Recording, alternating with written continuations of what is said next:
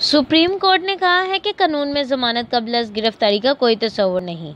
जमानत कबल अज़ गिरफ्तारी कानून का रास्ता रोकने वाली बात है। सुप्रीम कोर्ट में गैस चोरी करने वाले 2 मुलजिमों की जमानतों कबल अज़ गिरफ्तारी की दरख्वास्तों के समाअत जस्टिस मुशीर आलम की सरबराही में 3 रुकनी बेंच ने की। दौरान समाअत जस्टिस काजी मोहम्मद अमीन ने कहा, जमानत कबल अज़ गिरफ्तारी का कानून में कोई तस्वुर नहीं। जमानत कबल अज़ गिरफ्तारी कानून का रास्ता रोकने वाली बात है। हर तरफ मुलजिमान के कानूनी हकूक़ की बहुत बात की जाती है।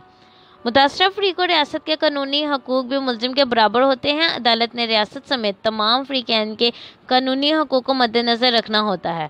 जस्टिस कार्नवेलिस ने बेगुनाहों को गिरफ्तारी से बचाने के लिए ज़मानत कबल अज़ गिरफ्तारी का असूल दिया। जस्टिस काजी मोहम्मद अमीन ने सवाल उठाया कि क्या चोरी महकमे की मिलीभगत के बगैर नहीं होती। हाई प्रेशर पाइपलाइन में अनारी बंदा सुराग करे तो पूरे इलाके में आग लग जाए।